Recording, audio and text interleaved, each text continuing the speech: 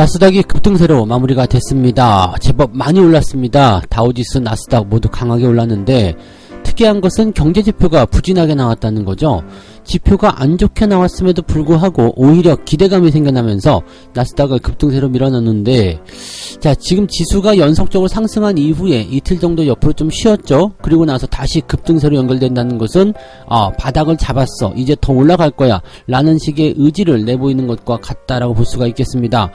자, 금요일에도 경제지표 발표되는데 그다지 썩 좋지 않을 거예요. 하지만 오히려 기대감이 더 크다고 얘기가 나옵니다. 자, 어떤 상황인지 알아보도록 하겠습니다.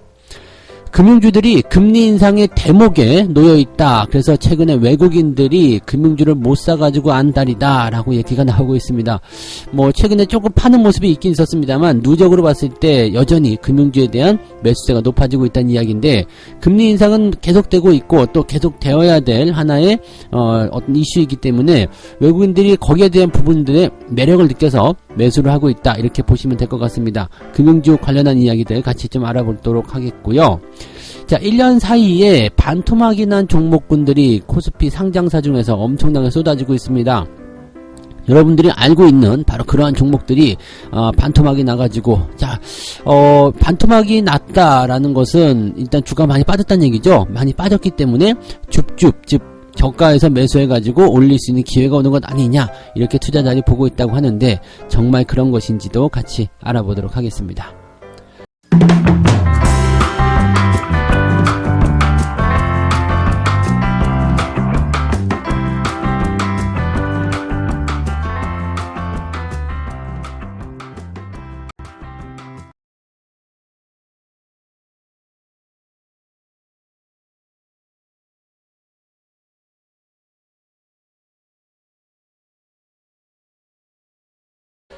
네, 반갑습니다. 자, 오늘은 6월 3일 금요일입니다. 자, 첫 번째 주말장이죠. 자, 근데 이 첫 번째 주말장이 약간 좀 특이한 게 있습니다. 자, 연휴를 앞두고 있는 상태이기도 하고요. 그 다음에 다음 주에 만기일, 또 쿼드러플 위칭데이가 있습니다. 자, 6월달은 약간 초반에 변수가 좀 있고 후반부부터 조금씩 풀어지지 않겠느냐, 이렇게 예상이 좀 되고 있는 모습이긴 한데, 자, 무엇이 더 맞는 것인지는 뭐 알아봐야 되겠죠. 자, 지금 일단 미국 증시는 잘 올라왔습니다. 그래서 주말장임에도 불구하고 변수 없이 그냥 주가가 올라가지 않겠느냐, 이런 식으로 얘기가 되는 부분이에요. 자, 다우지수나 나스닥이나 둘 다 마이너스로 출발했습니다. 하락 출발을 하긴 했는데 이게 11시경 넘어가면서부터 상승 쪽으로 분위기를 타기 시작했어요. 그리고 나서 오후 들어서면서 아주 가파른 상승세로 전환이 됐는데요. 장 마감까지 쭉 치켜 올라가는 모습이 좀 나타났습니다. 다우지수가 1.3% 올랐고요. 나스닥은 2.7%가량 상승을 했습니다. 뭐 상승 추세도 이 수치 자체도 굉장히 높은 상황이지만 실질적으로 이제 이 상승으로 전환되는 그 과정이 매우 강력하다라고 볼 수가 있습니다. 하락에서 상승까지 한 번도 쉬지 않고 그대로 땡겨 올렸다는 거죠. 그리고 마감에서 오히려 더 크게 상승시키면서 종가를 고가로 마무리시켰다는 거. 자, 이렇게 되면은 투자자들이 얼마만큼 시장에 기대를 걸고 있는지 대충 감이 오겠다 싶은데, 당연히 기술주 중심의 그런 어떤 상승도 일어났을 테고요.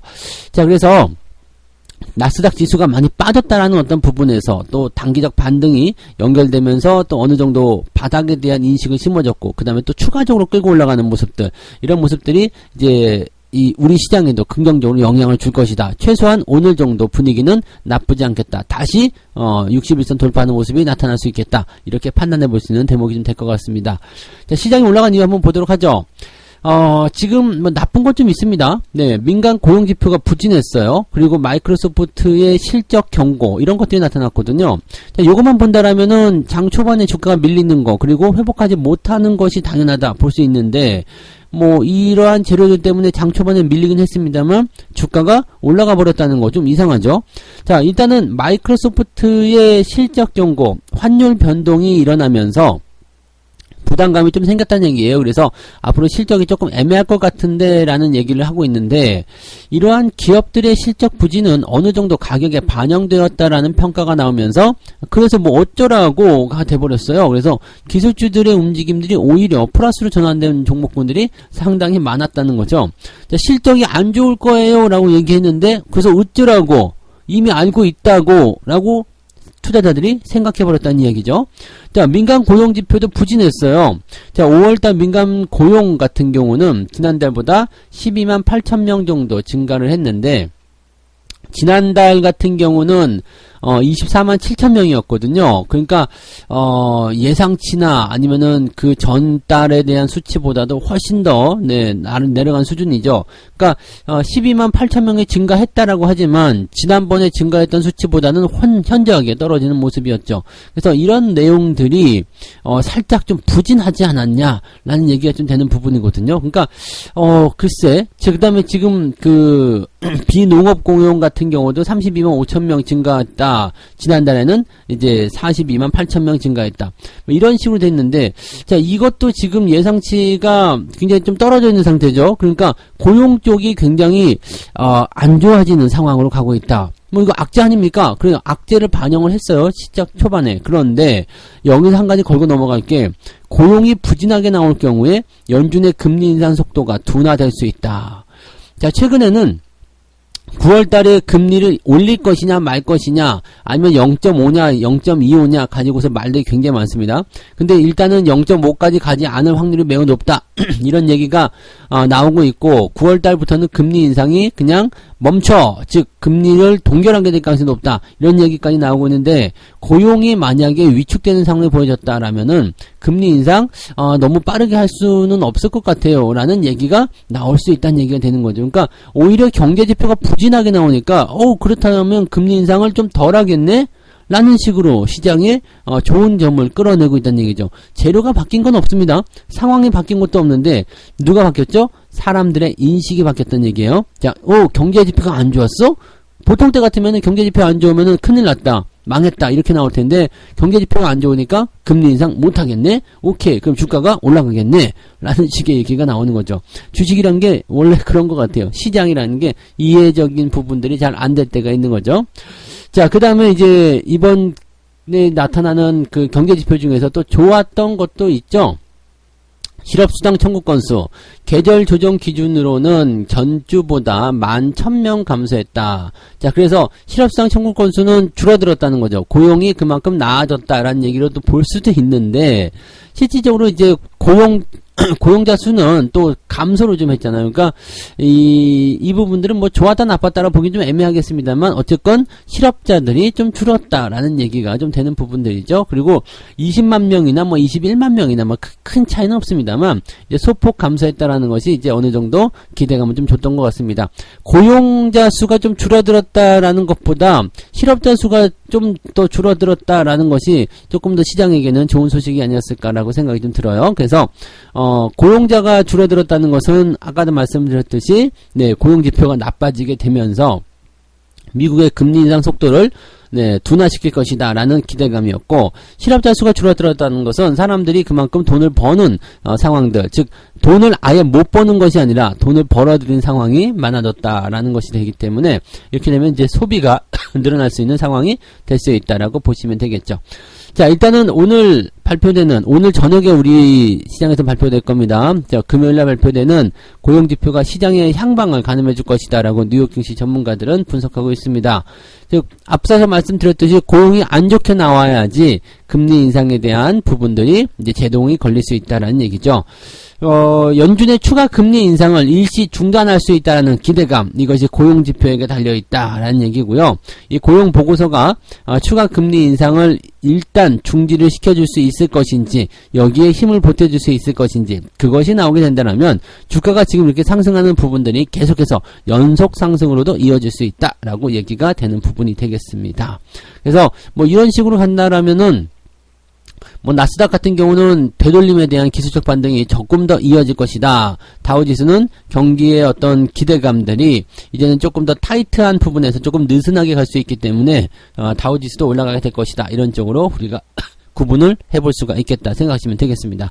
자, 국내 증시 같은 경우는 뭐 일단은 경계심들은 좀 가지고 있어야 돼요. 왜냐면 주말장이기도 하고 그 다음에 다음 주 만기일이 있죠. 그래서 이 3일 동안 주가의 흐름이 어떻게 변할 것인가가 상당히 좀 불안정한 모습이기 때문에 단순하게 그냥 뭐 올라간다 내려간다로 판단하기보다는 미국 시장의 복잡한 상황을 그대로 반영해서 끌고 올 가능성이 높잖아요. 그래서 그런 부분들이 일단은 네, 시장에 녹아들 것으로 생각되고 있기 때문에 시장에 뭐 반등이 뭐 강하게 나온다라고 한다라면 또 살짝 네 들어와주는 그런 모습들, 또 많이 떨어진다 그러면 다시 올려주는 모습들, 즉 만기를 염두에 둔 그런 흐름이 나타나게 될 것이다 보여지죠. 그래서 자 일단은 가장 베스트 시나리오는 이겁니다. 오늘 급등이 나온다, 뭐 많이 올라간다 이런 그런 부분보다도 그냥 어제 정도 수준, 즉 어제가 아니죠. 그저께 정도 수준이라 봐야 되나요? 이제 5월 말일 31일 정도 수준으로 해서 60일선을 돌파해주는 모습으로 마무리가 되면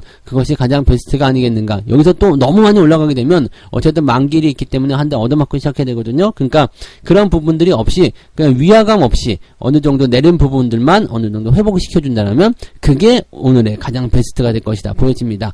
자, 아침부터 너무 떠서 시작한다라면 경계를 당연히 해야 됩니다. 그리고 저항대를 맞물고 있기 때문에 이 시점에서 뭐 급하게 상승한다라는 부분보다는 올라가면 좋은 거지만 항상 그 올라간 것에 대한 경계감 가지고 있어야 되고요. 아침에 많이 올라서 시작하면 그게 고점이 될 가능성도 굉장히 높습니다. 그래서 상승이 유지가 되더라도 고점이 나와 있거나 또는 음봉으로 상승이 진행된다면 조금 부담되겠죠. 그러니까 아침에 서두르실 이유 없다는 거, 그것만 꼭 명심하시면 되겠습니다. 올라가니까 사야지 이게 아니라 올라갔으니까 좀 지켜보자 라는 식의 내용들을 참고하시면 좋을 것 같아요. 네, 자 일단은 금요일날 주가가 올라가서 시작하면 어떻게 해요? 네, 조금 더 가격을 싸게 사시는 게 유리하겠죠. 그래서 오후 시점에서 대응하시는 것이 유리하다. 뭐 내려서 시작한다면은 상황을 보고 아침부터 잡고 들어가시는 것도 괜찮겠지만 상승 출발한다면 오후에 대응하시는 것이 훨씬 유리하다는 것만 기억하시면 되겠습니다.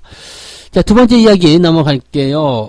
금융주들에 대한 외국인들의 관심이 높아지고 있다 이 얘기인데, 자, 지금 지난달 2일부터 5월 2일부터죠. 자, 그래서 이 한 달 동안 외국인들이 무엇을 사들였나 했더니 금융주들을 대거 사들였다는 얘기입니다. 우리 금융지주를 1,900억 정도 매수를 좀 했고요. 그 다음에 그 KB금융과 하나금융지주 역시 마찬가지로 네 1,000억 원대 이상씩 매수를 좀 했습니다. 이 기간 동안 외국인들이 순매수한 코스피 상위 종목 10개 종목 중에서 금융주만 무려 3개가 포함되어 있다라고 되어 있습니다. 외국인들이 이렇게 금융주를 사들이는 이유는 당연히 실적 기대감이죠. 네. 기준금리 인상에 따른 은행권의 수익. 우리나라는 이제 약간 특이하다고 말씀드렸죠. 미국 같은 경우야 뭐 금리가 올라간다. 당연히 뭐 은행주에게도 도움이 되겠습니다만 은행주들이 대체적으로 이제 투자은행들이기 때문에 이런 그 뭐 금리 인상 이런 것들과는 그렇게까지 아주 밀접한 관계는 없다라고 보셔야 되긴 합니다. 다만 우리나라 같은 경우는 그냥 100%잖아요.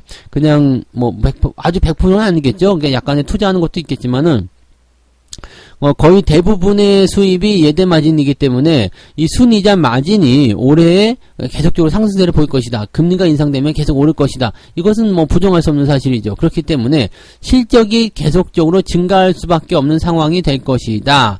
라는 것이 이제 이 외국인들의 실적 기대감을 부추기는 요인이 되었다라고 보시면 되겠죠.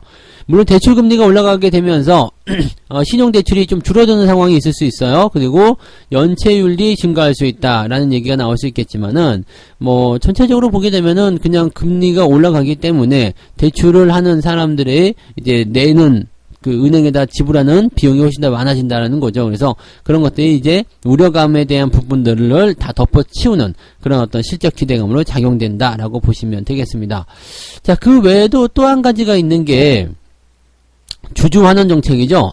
주주환원 정책. 지금 2분기에 실적이 계속적으로 좋아지고 뭐 계속적으로 이제 이 실적 기대감을 통해서 주가가 상승할 수 있다. 뭐 당연히 맞는 이야기일 겁니다. 하지만 주주환원 정책에 대한 부분도 외국인들이 너무나 좋아하는 거죠. 외국인들 배당 투자 굉장히 좋아하는데 지금 금융주들이 계속적으로 배당을 확대하고 있는 거 알고 계시죠? 그리고 배당을 많이 줘요.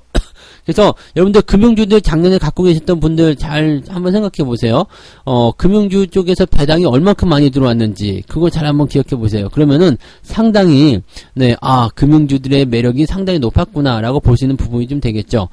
자, 지금 KB금융 같은 경우가 분기 배당을 시작했고요. 그다음 신한금융도 역시 마찬가지로 분기 배당을 신행을 하고 있습니다. 하나금융 역시도 분기 배당을 시작하는 방안을 검토하고 있고요. 그다음에 우리금융지주 같은 경우는 내년도까지 점진적으로 배당 성향을 30% 수준으로 상향한다. 이 배당 성향을 높인다라는 것은 순이익에서 30% 띄어가지고 배당으로 주겠다 이런 얘기거든요. 이게 높으면 높을수록 주주 환원 정책이 굉장히 높다고 보시면 되겠습니다. 자, 전체적으로 이게 올라가는 부분이겠죠. 여기다가 이제 금융주도 지금 저평가되어 있다 이런 얘기도 나오고 있습니다. 지금 증권가의 실적 전망치 기준으로 봤을 때 주가 수익 비율은 3배에서 4배 정도, 주가 순자산 비율 PBR은 0.4에서 0.48배 정도 수준이다. 이렇게 되어 있는 거죠. 그러니까 실질적으로 보면은 실적이 증가하는 속도 대비해서 주가가 아직도 아래쪽에 있다. 주가가 상승률이 따라오지 못한다. 물론 이제 은행주들은 상승이 가파르게 진행되지 못하기 때문에 실적이 증가하게 된다라면은 주가는 계속적으로 좀 다운되어 있는 그런 것처럼 보일 수가 있긴 합니다. 그래서 그런 부분들 참고해 보시면 되겠죠. 자, 그렇다면 자, 배당, 실적, 주가가 많이 올라오지 못했다라는 부분들 금융주에게 매력이 될 수밖에 없는 상황이고요. 자, 그러면 배당을 준비하려면 어떻게 될까요? 자, 미리미리 준비를 하셔야 되겠죠. 분기 배당까지 준다고 하니까 그거까지 챙겨 먹으려면 자, 연말 찬바람이 불 때쯤 매수하는 것이 아니라 지금부터 준비해야 된다. 차근차근 준비하면 된다. 또 큰 자금을 집어넣으려고 생각했다면 조금씩 나눠서 매수하는 게 좋다. 이런 식으로 접근이 되겠죠. 자, 금융주들은 그냥 단순하게 생각하셨을 때는 금리 인상이 계속되는 기간 동안에는 우리가 보유해도 된다라고 보시면 되겠습니다. 가격이 떨어질 때 매수해도 괜찮다는 얘기가 되겠죠. 물론 매수하는 포인트는 아시죠? 내려갔다가 올라가는 시점, 음봉으로 떨어지다가 양봉 전환되는 시점, 그 시점이 매수 시점이기 때문에 주가가 많이 떨어졌다고 해서 바로바로 사는 것이 아니라 떨어졌다가 올라가는 시점에서 매수해 나가시면 될 겁니다. 아직까지도 매수 괜찮아요. 금융주 섹터들 더 들고 가시는 건 나쁘지 않고 아직도 매수 의견들 더 가져가셔도 괜찮습니다. 아직 가야 할 길이 멀기 때문에 금융주들은 조금 더 길게 보셔도 괜찮겠다. 그렇게 봐주시면 되겠습니다.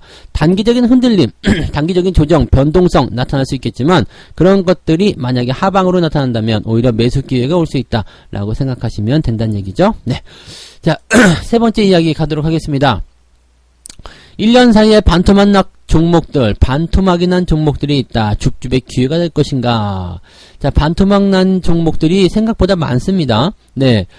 지난달 31일 기준으로 해서 최근 1년 동안 주가가 반토막 난 종목은 무려 20개로 집계가 됐다. 와, 20개요? 네, 상당히 많은 편이죠.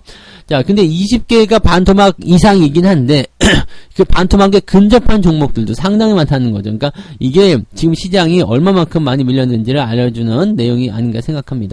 가장 크게 하락한 종목은 BK탑스라는 종목인데 약 90% 정도 내려간 90% 상장 폐지됐나요? 그거 아닌데? 상장 폐지된다는 얘기가 있군요. 감사 의견 거절을 받아서 거래 정지가 된 상태이다. 이런 것들은 좀 특이한 케이스가 되겠죠?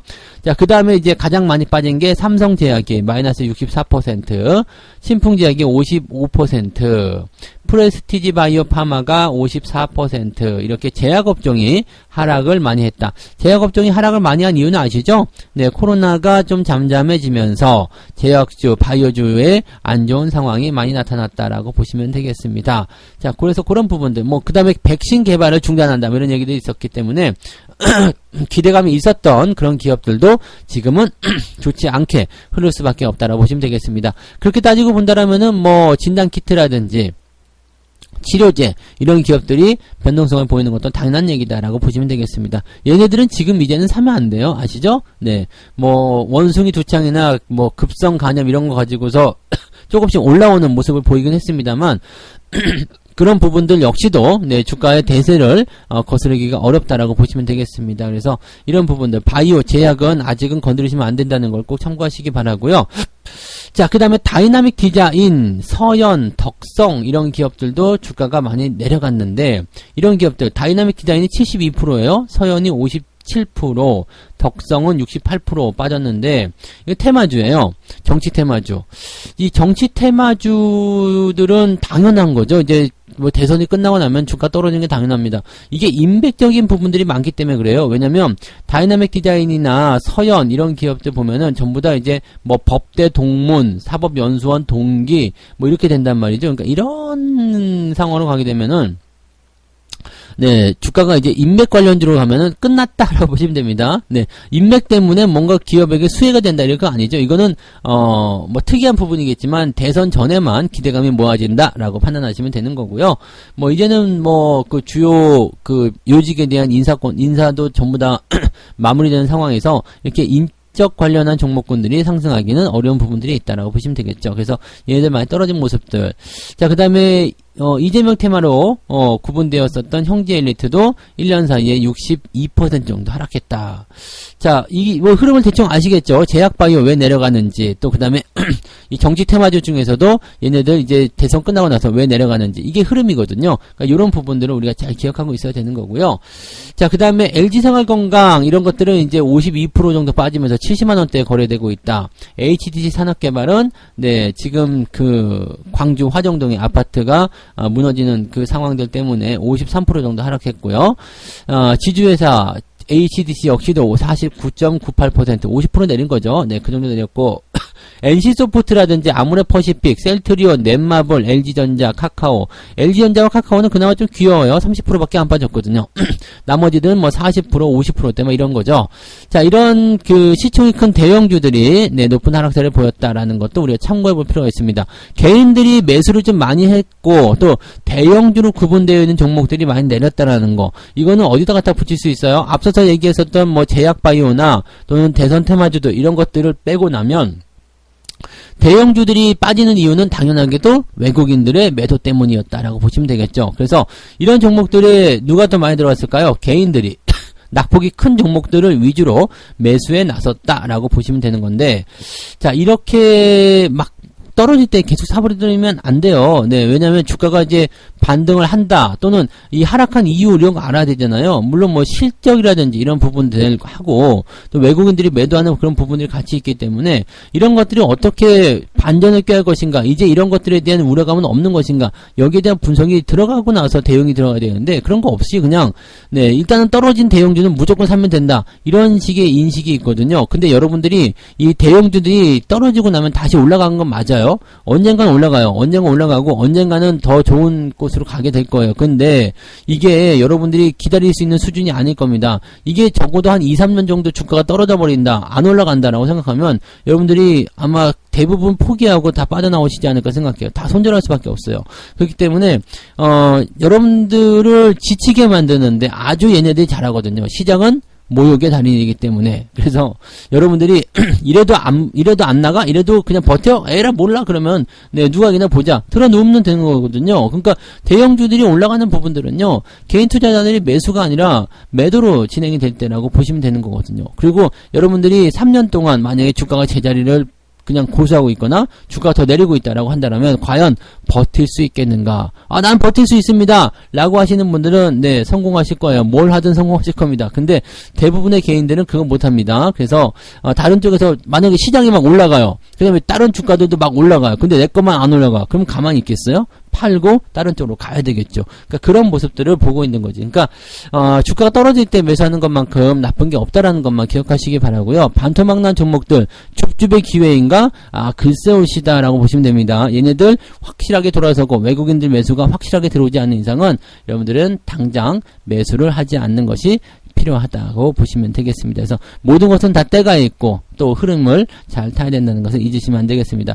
뭐 비중이 적은 상태에서 그냥 홀딩하겠다, 괜찮아요. 그런 정도는 뭐 비중이 적은데 뭐 1년이면 또 2년이면 어떻습니까? 그냥 올라갈 때까지 놔두겠다 생각하시면 되는 거고, 나중에 기회가 되면 매수 한번 하면 되는데 그런 거 없이 그냥 막 떨어질 때마다 계속 산다, 이것은 정말로 근절해야 되는 매매다라고 보시면 될 거예요. 꼭 참고하시기 바랍니다.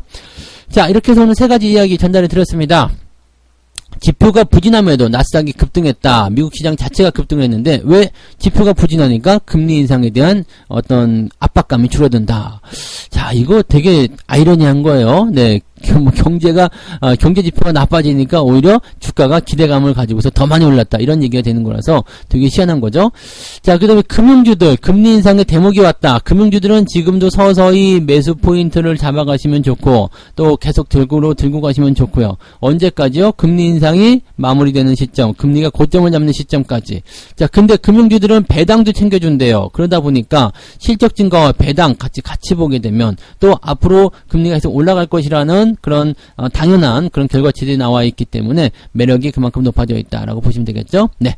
자, 반토막난 종목들 줍줍의 기회인가? 꼭 그렇지 않다는 거죠. 반토막난 종목들은 네, 여러분들을 아주 지치게 만들고요. 여러분들이 떨어져 나갈 때까지 안 움직일 수도 있습니다. 이런 종목들 매매하는 것은 어떻게 해요? 다 떨어지고 나서 주가가 반등할 때겠죠.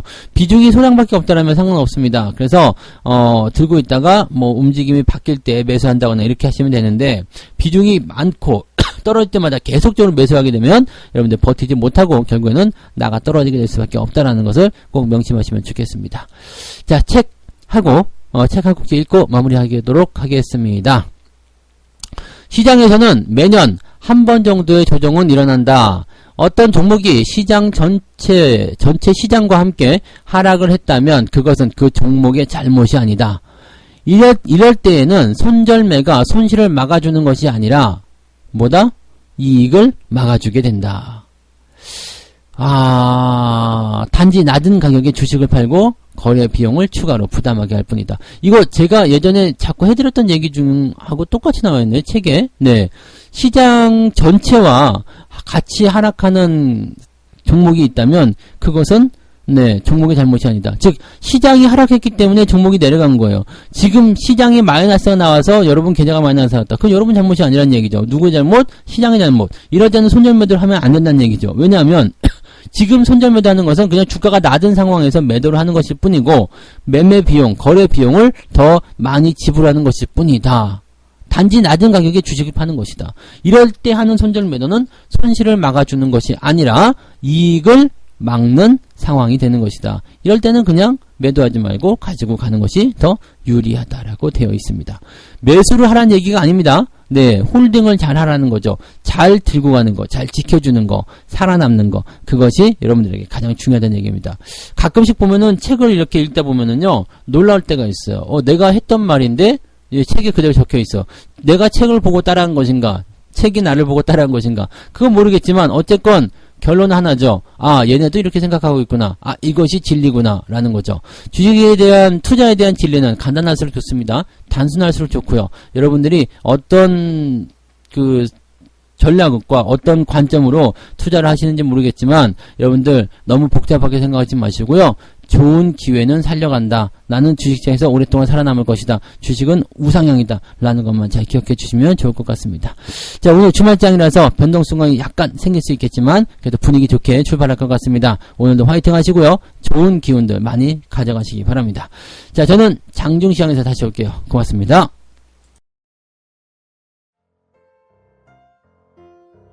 본 방송에서 제공되는 모든 정보는 투자 판단의 참고 자료이며 투자의 최종 책임은 본 방송을 이용하는 본인에게 있습니다.